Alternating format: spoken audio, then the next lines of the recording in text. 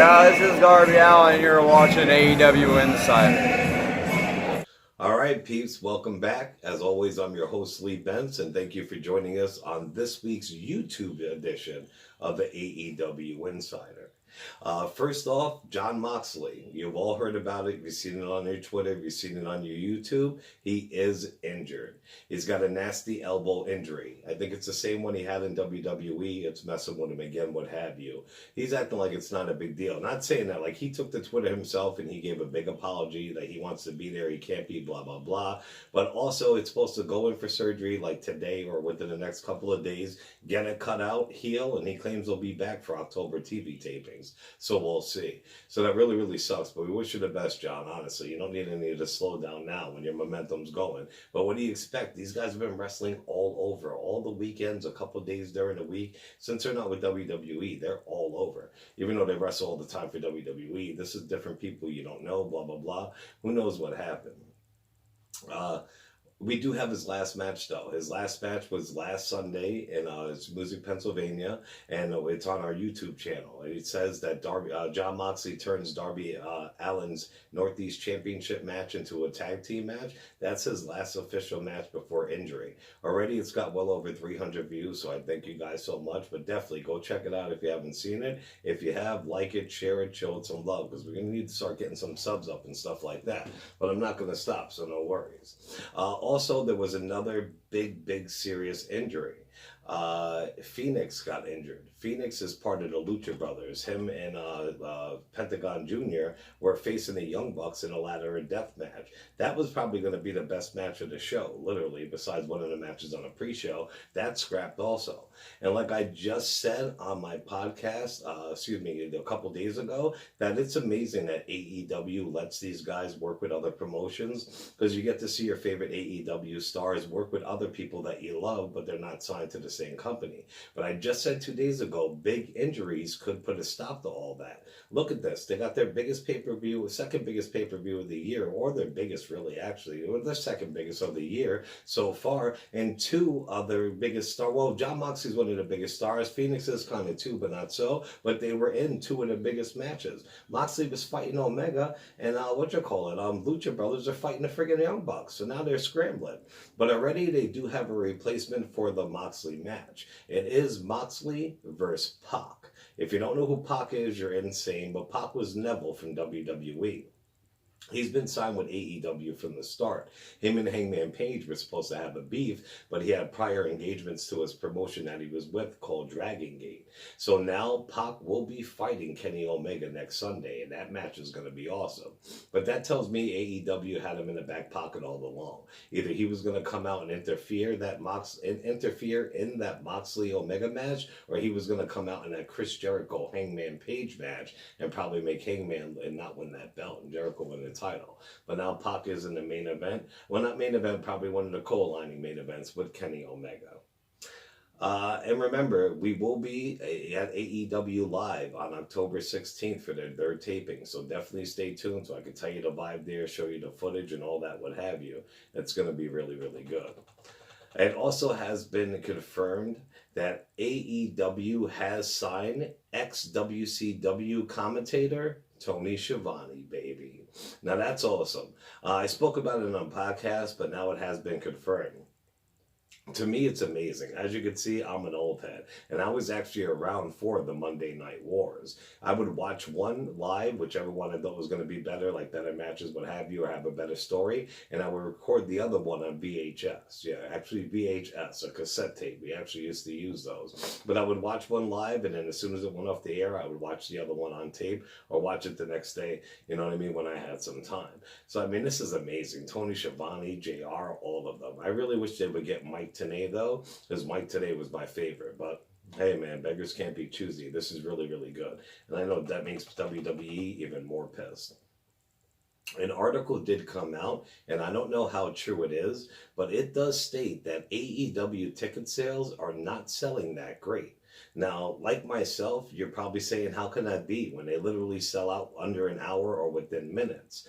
From what they're saying, it's the scalpers. The ticket scalpers are the ones who really are buying them all up. The fans are too, but the way they're selling out and all that, those are the scalpers buying them. And now the scalpers are having a hard time unloading them. Some of them are getting rid of AEW tickets for $8 a piece, which I knew who they were. If you do, call me, because I just spent 136 on ours.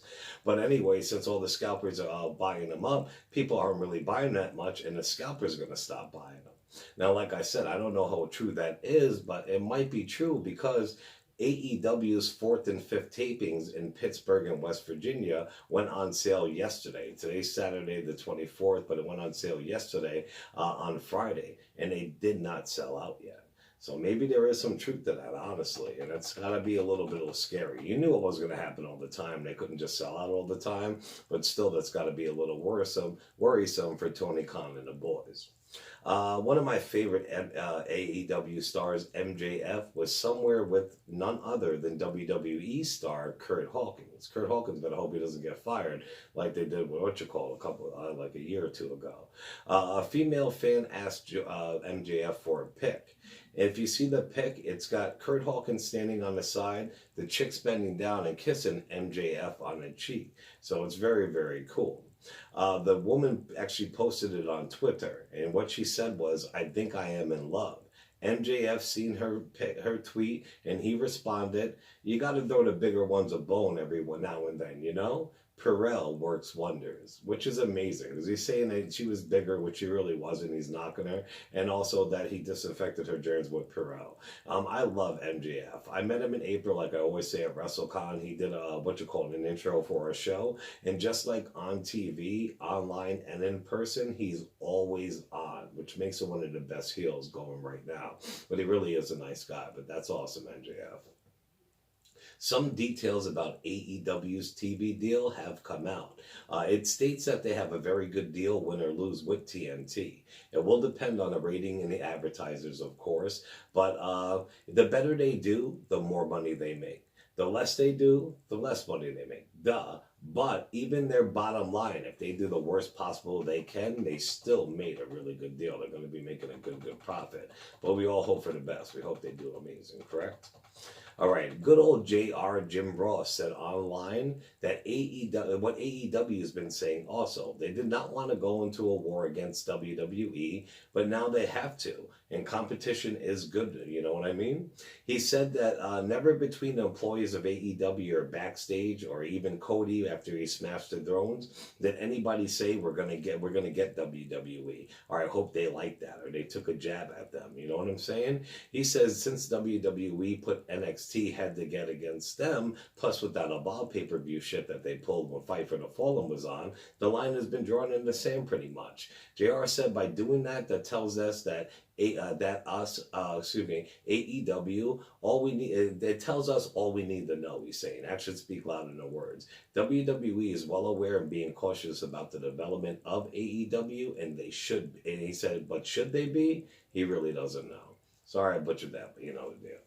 Also, Dean Malenko, the man of 1,000 holds. Dean Malenko was wrestling when I was watching, like I said, at the Monday Night Wars. He was awesome. And Dean Malenko, Chris Jericho, man of 1,001 holds or whatever it was, feud was just awesome.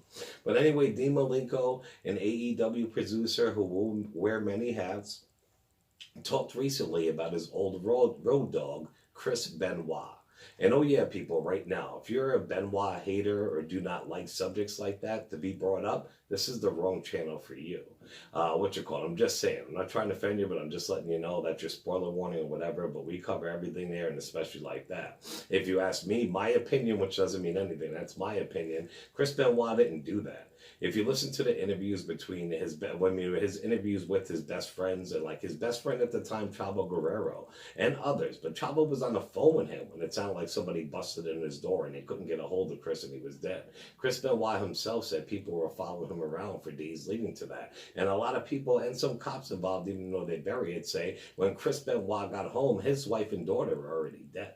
So who really knows, man? I'm not gonna knock the dude. I'm gonna not act like he doesn't exist or take away from everything that he fucking earned. And I guess that Dean Malenko feels the same way. He recently said himself that he would have trusted Benoit with his life and his kids. He told some great stories, and he talked about other wrestlers also, such as Eddie Guerrero, Chris Jericho, and more. You can check the link out on our Twitter or Facebook, or you can check the full interview out with RF Video. It's very, very good. Dustin Rhodes has gone on record saying he wants AEW to open and he wants to be in charge of an AEW wrestling / training school. Doesn't have to be as big as, but kind of exactly what the WWE Performance Center is, or what the WCW one they used to have, where they can train their up and coming talent. If people get injured, they can work their ring rust off there, or just whatever, you know what I mean? But he wants AEW to open up a wrestling school, and he wants to be in charge of it. And that'll keep Dustin busy in his retirement. And I mean, that guy's great. He's got so many, he's amazing. He would be an awesome teacher. Imagine Dustin Runnels with his father being Dusty, his brother being Cody, but just never mind that. His career alone, with everywhere that he went, he'd be an amazing teacher. So I hope they make that work out. All Out is just a little over 1 week away, and it's going to be awesome. I was going to do the whole card and all that, but with these 2 injuries and who knows what else is going to happen, I'm not even going to do it. So, but one match that was announced this week, I think it was on Being the Elite. I did cover this all in the podcast. Was in the pre-show. It is Private Party versus Angelico and Jack Evans. Also, we do, the tag team of Private Party and Jack Evans are ridiculous. All I can say literally is holy fuck. The card is already amazing, you know what I mean? Even with the replacements that they have. But these two teams are going to tear the fucking house off. I'm telling you. I've seen them both and they are ridiculous. But what was I going to say? I was saying this thing could steal the show. The only match that could beat this literally is the Lucha Brothers versus the Young Bucks in a ladder match. But as we know now, that's not going to happen. But definitely check that out about the Private Party versus Angelico and Jack Evans, because I'm telling you, that match is going to steal the show. Now on to some WWE news. Well, congratulations is due to 2 couples in WWE, actually. Well, one of them's a couple, one of them's a superstar. You might not have heard about the second one, but you definitely heard about the first. Seth Rollins and the man, Becky Lynch, have been officially engaged to each other. They are going to get married. WWE plus tons of superstars and fans show them love all around the world and wish them the best. And so does the AEW Insider. We do wish you 2 the best on your future endeavors. Ching! I hope you guys do make it. That's awesome. And also, Finn Balor is now a taken man. If you follow him on social media like I do, he met this chick a couple months ago, I think, not even a year. He's totally head over heels with her. She's cute and all, amazing body, blah, blah, blah. But he actually got married. He's taking some time off right now after that Wyatt match, and he got married. And they got married in like a beautiful jungle, like something you see off Survivor. I'll put the pictures in the video, daytime, nighttime, what have you. But congratulations to Finn Balor. That's awesome, bro. It has been announced that Morrow will continue doing commentary on NXT when they move to USA. Maldo is the man. He gets you into the match. He gets you hyped during the match. I'm so glad that he got to stay on NXT and they didn't replace him because they were moving into cable TV.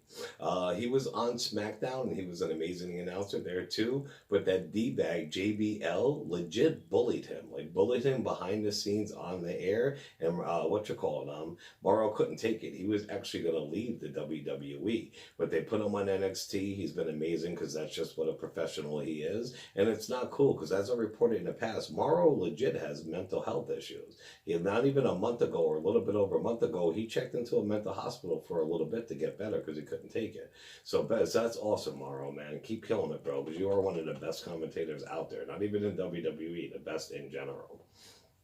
Also, it has been revealed why WWE went with the US network over Fox. These are the deets. It was not a money thing.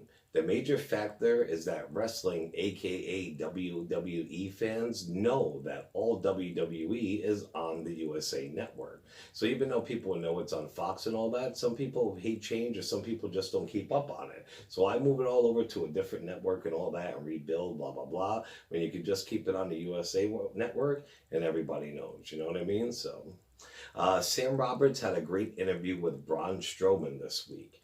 Strowman revealed that at one time in WWE, he was very, very unhappy with where he was at in the company. He confronted Vince McMahon right in the middle of a production meeting, like a room full of people and all that. I was like, Vince, what's going on? I'm miserable. And he talked me off a ledge. He was like, look, big man, I want you for the long haul. It doesn't matter what you're doing right now. I care about what you're doing 10 years from now. I invested in you. You're one of my guys. Don't worry. You're fine. That was my Vince impression. Wasn't that great? But fuck it, right? Vince literally after that kicked everybody out of the production meeting. It was 2 hours before Raw went on the air. And out of that 2 hours, he took 45 minutes to take time and talk to Braun Strowman. So right there's a little bit of insights, stories. You always hear shit about Vince and all that, but right there it proves a lot. But that's awesome because Braun is the man. And he's going to be a huge, huge star. Vince is actually right, absolutely right about the 10 years from now. There has been 2 new WWE 24/7 champions today, Saturday. 2 have been crowned, and actually 3. I didn't look who the third one was, who took it back. But R-Truth beat Elias for it. They were at ESPN, I believe it is, and they were doing interview shows, whatever, and R-Truth literally beat Elias for the belt. And then after R-Truth beat him for it, one of the hosts from, it was for ESPN or Fox, I apologize, it could be Fox Sports, but the host, Rob Stone, you guys follow sports, you know who that is? He actually beat R-Truth and was the 24/7 champion. From what I heard, though, somebody beat him back for it, but I didn't have time to read it and see before I decided to tape the show. But just so you know, today, our 24/7 title at the end, from what I know, changed hands three times, which is crazy. I love that WWE does that because it's just awesome. This is what they used to do. I wish it was the hardcore belt, though, because you could still do the 24/7 with the hardcore belt, and the hardcore belt matches were awesome, for real, for real. They would sneak people everywhere. Stone Cold Steve Austin said in his own podcast that Seth Rollins could sell more tickets if he improved his promos. Ooh, little truth hurts. What he means that Seth Rollins actually isn't selling tickets, of course, but he is the face of the company right now. He is the champion. Yes, you want to go see your stars, you want to see all that, but you're there for the champion, the man. Stone Cold, out of all the wrestlers in the past, I believe even Hulk Hogan said and all that, when he was the champion, he sold the most tickets, which is crazy. With Seth being the champion, Jinder Mahal, when he was champion, sold more tickets than Seth Rollins is right now. So, hey, man, tough love hurts. We'll see how Seth takes that. He should listen to advice because the rattlesnake knows. Even though months ago, Undertaker, which I did report, handpicked his opponent for this upcoming WrestleMania, he wanted it to be none other than Drew McIntyre, which I agree, because McIntyre is a fucking beast, and all they do is diss the guy pretty much.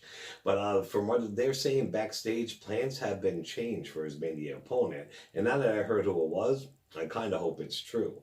They want it to be Taker and The Fiend, Bray Wyatt.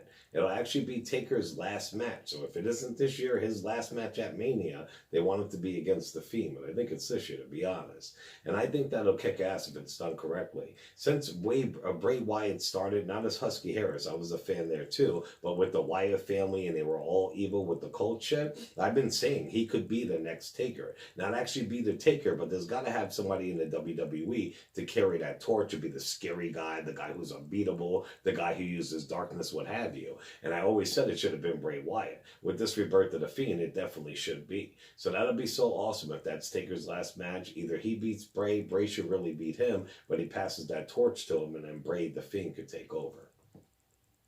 To me, WWE's tripping. Triple H had an interview, and he's trying to spin it. He's trying to say that AEW is, trying to counter NXT, and it's not the other way around.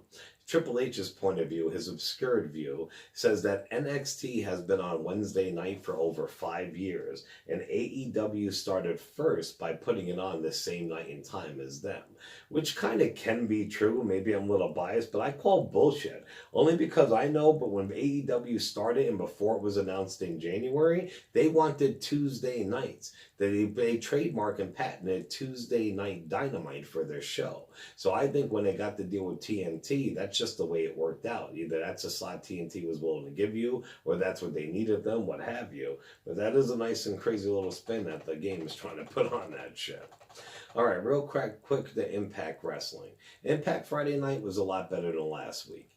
Impact, what was I going to say? It had a different look. If you looked at it, it didn't look like it's normally looked in the last couple of years or maybe months. It was like, it kind of looked like NWA when they do from Hollywood, but it was a lot better and it was dark. Like the audience was pretty much blacked out. You could see them. They had blue lights and it was blue lights around. They had a Titantron and smaller screens, but they weren't over the top. And come to find out, they shot it that way because they're killing two birds with one stone.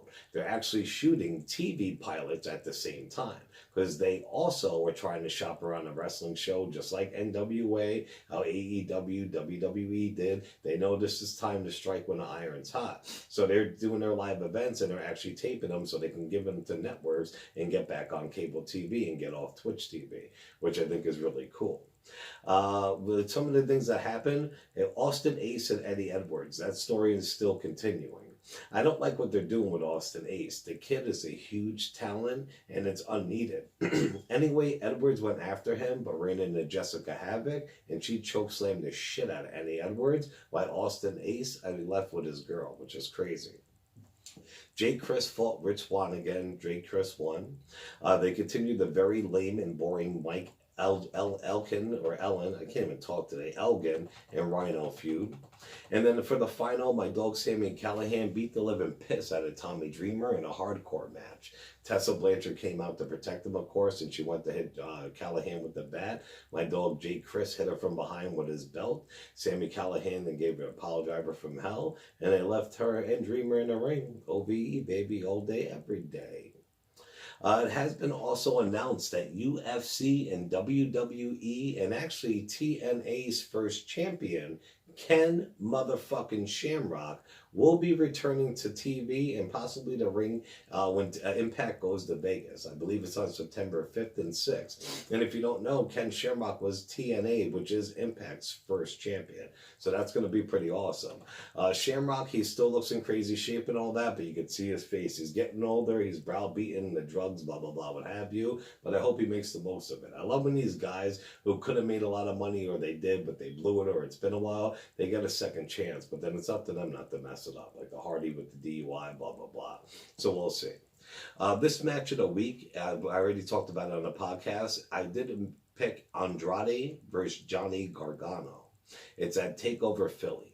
My daughter and I were there, and holy fuck, seriously, that match, Velveteen Dreams match, and Adam Cole versus Aleister Black were fucking ridiculous. So you got to check out Johnny Gargano versus Andrade at Philly TakeOver. It's on our social media.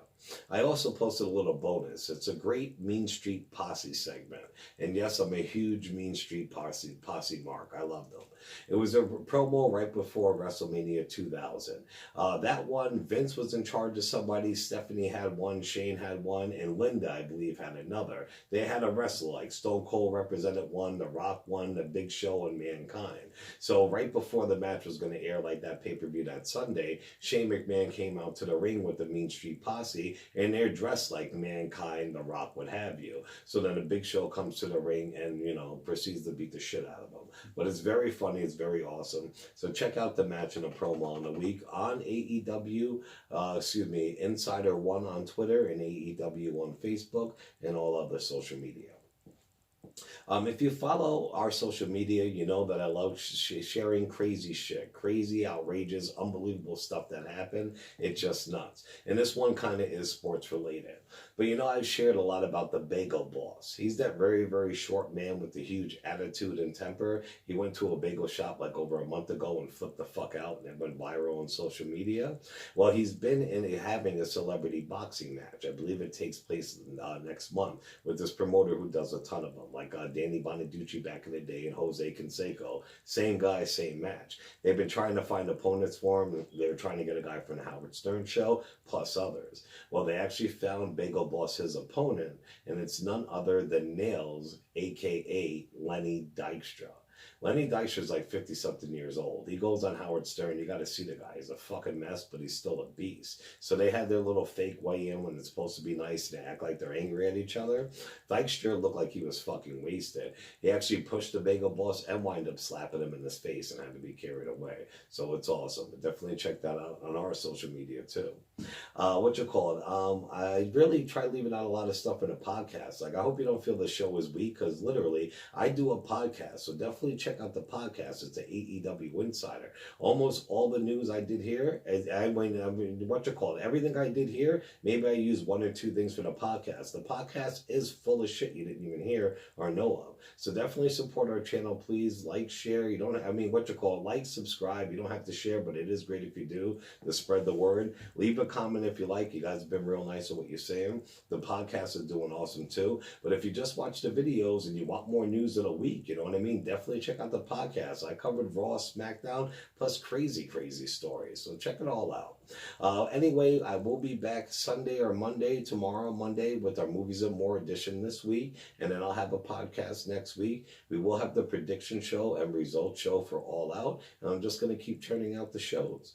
Definitely check out 570 Sports Show on Facebook. Those guys are dope if you like other sports like football, anything, you know what I mean? And if you like all WWE, definitely check out Jabber Wrestling Universe. And I want to give my boy Two Tooth a birthday. I believe I seen him with today, what have you. Two Tooth's awesome. Speedy recovery, man. I love you, man. That's my brother from another mother. Definitely check out our Northeast Wrestling videos and all that. You see, I got Big Cass to sign this. I had Enzo since last August at High Intensity 7. We had Big Cass sign it Sunday. Videos of that, Enzo, all of them are all on our YouTube channel. So remember, it's the AEW Insider 1 on Twitter, and it's the AEW Insider on Facebook and YouTube. We'll be back, peeps, in many ways. Check out our YouTube videos. Check out our podcast. I love you. All right, as always, I'm your host, Lee Benz. This is the AEW Insider. Ciao, peeps.